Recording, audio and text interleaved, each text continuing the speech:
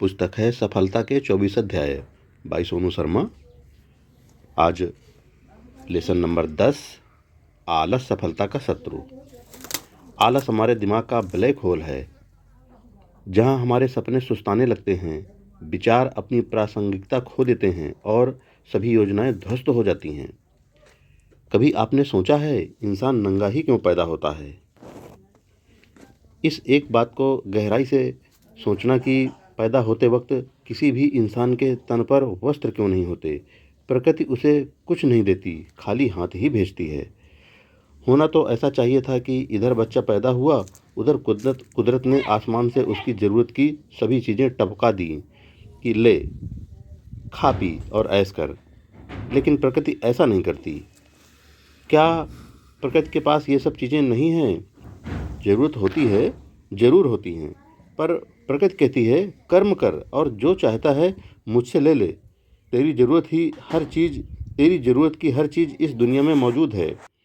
तेरे मन में इच्छाएं जन्म लेती रहेंगी और कर्म करके तू अपनी हर इच्छा पूरी करते रहना।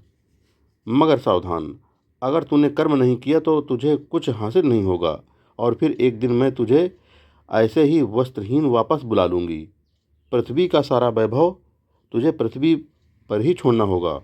कुछ भी साथ न ला पाएगा। सुख और दुख मेरे ये दो दूत तेरे पास रहेंगे। तू जैसे जैसे कर्म करेगा तुझे वैसे वैसे फल मिलते रहेंगे। तो ये है प्रकृति का चमत्कार। प्रकृति कहती है कि संसार में सब कुछ है, जो तुम सोच सकते हो वो भी और जो नहीं सोच सकते वो भी, पर कर्महीन के लिए कुछ नहीं है। जैसे कि गोस्वामी तुलसीदास जी ने भी कहा है कि सकल पदार्थ यही जग माही, कर्महीन नर पावत नहीं।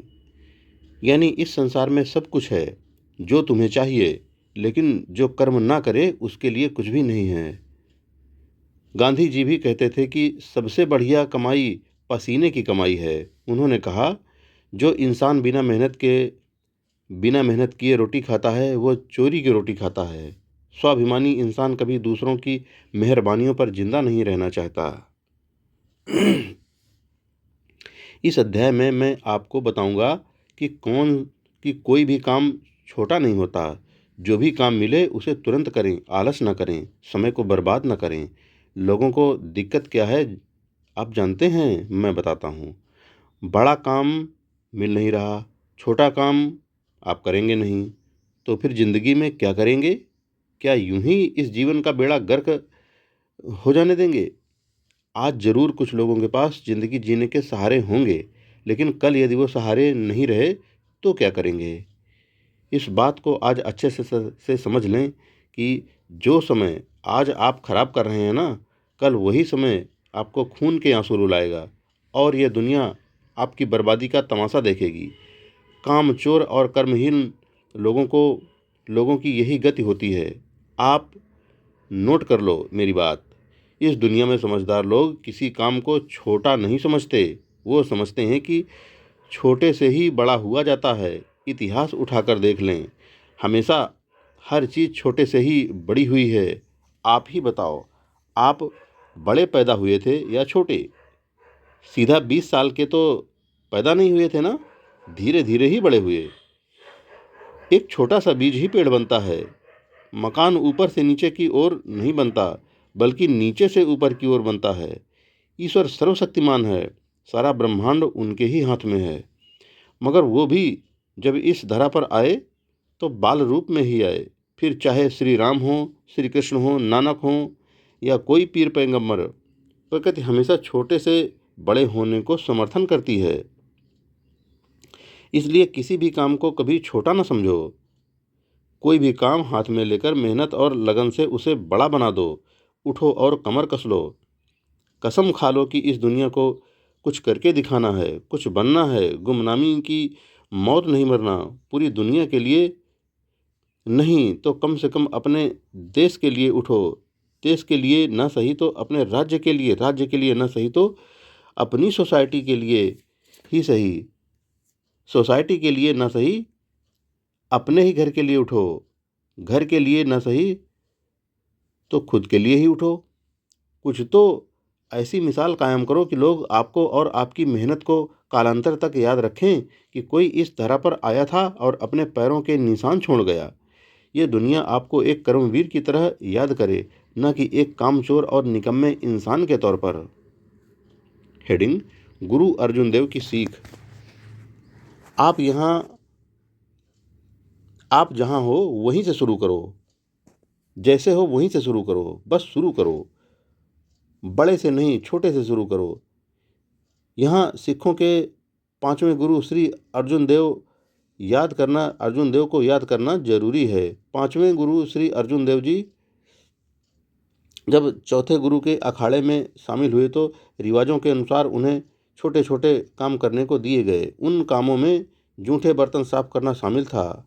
अर्जुन देव जी को जो भी काम बताया गया वे बड़ी लगन और ईमानदारी से उसे पूरा कर देते। न तो उन्होंने छोटे काम करने में कोई संकोच किया, न ही किसी तरह की कोई हीन भावना उनमें आई। वहाँ मौजूद बाकी अन्य शिष्य सत्संग का आनंद लेते थे, परंतु श्री अर्जुन देव आधी आधी रात तक काम में लगे रहते थे। अर्जुन देव काम पूरा करके ही आराम करते थे। वहाँ के लोगों में ये धारणा बन गई कि गुरु जी अर्जुन देव को तुच्छ समझते हैं, इसलिए छोटे छोटे काम देते हैं। मगर उन्हें नहीं पता था कि गुरु जी सच्चे पारखी हैं। गुरु जी की समाधि का वक्त आया। समाधि लेने से पहले गुरु जी ने अपने शिष्यों में से एक उत्तराधिकारी चुना और उसका नाम एक लिफाफे में डालकर लिफाफा बंद कर दिया। उनकी समाधि लेने के बाद जब वो लिफाफा खोला गया तो सब हैरान रह गए। उसमें अर्जुन देव जी का नाम लिखा हुआ था। तब अन्य शिष्यों को समझ आया कि जिस काम को तुम छोटा समझते हो उसी में गुरु आपकी असली परीक्षा लेते हैं। जो इंसान छोटा काम नहीं कर सकता वो बड़ा काम कैसे करेगा? जो कम वजन न उठा सके वो भारी वजन कैसे उठा सकता है? स्वामी विवेकानंद जी कहा करते थे, कोई काम छोटा नहीं। यदि मनपसंद काम मिल जाए तो मूर्ख भी उसे पूरा कर लेते हैं, किंतु बुद्धिमान इंसान वही है जो हर काम को अपने लिए पसंद का काम बना ले और उसमें रम जाए।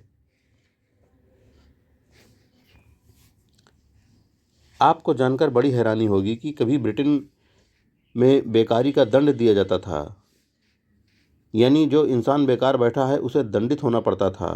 पहली बार किसी को बेकारी के जुर्म में पकड़े जाने पर उस इंसान को जज के सामने पेश कर उसका गुनाह प्रस्तुत किया जाता था। दूसरी बार बेकारी के जुर्म में पकड़े जाने पर उसके हाथ बांध दिए जाते थे और फिर कोड़े लगाए जाते थे और कान का ऊपर का भाग काट दिया जाता था।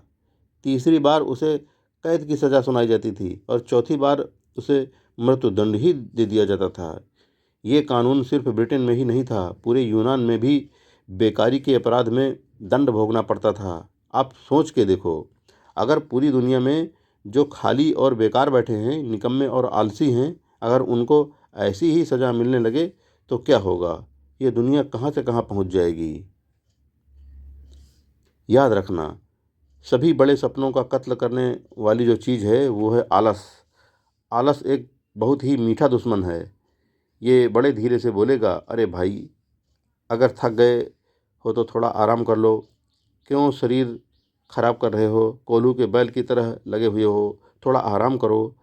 काम तो रोज़ ही करना है। इस आलस की वजह से ही खरगोश जैसा जानवर कछुए से दौड़ हार जाता है कि चलो थोड़ा आराम कर लो, कछुआ तो अभी दूर है। इस दुनिया में आलस से बड़ा दुश्मन कोई नहीं है, इसे तुरंत मार डालो।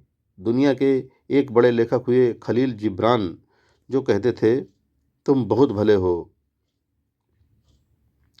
जब अपने गोल की ओर पूरी ताकत से बढ़ते हो, लेकिन बुरे तुम तब भी नहीं जब अपने गोल की ओर लंगड़ाते लंगड़ाते जाते हो, क्योंकि लंगड़ाते हुए चलने वाले लोग भी कभी पीछे की ओर नहीं जाते। इसलिए दौड़ो। दौड़ नहीं सकते हो तो चलो, चल नहीं सकते हो तो रेंगो, बस बैठो मत। देखो, समय से बदल गए तो ठीक है, लेकिन अगर समय ने बदला तो बड़ी तकलीफ होगी। यदि आप में आलस है तो उसे आज और अभी से छोड़ दीजिए। अगर सफलता का रस चखना है तो आलस को त्यागना बेहद ज़रूरी है। एक छोटा सा बच्चा भी 1 साल के बाद मेहनत से चलने की कोशिश करता है, चाहे वह कितनी बार भी गिर जाए। वह हार नहीं मानता, लेकिन आलसी इंसान की बात ही कुछ और है। आलसी इंसान भाग्य के सहारे जीता है, मेहनत पर उसे विश्वास नहीं है। कोई भी या किसी भी परिस्थिति में इंसान को भाग्य के भरोसे नहीं रहना चाहिए।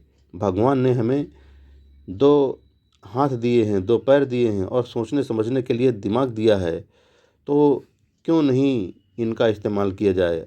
अगर आदिमानव आलसी होते तो क्या आज हम इस हाल में होते। हम तो वैसे ही कहीं बैठकर बंदरों की तरह खुजला रहे होते। दोस्तों, इस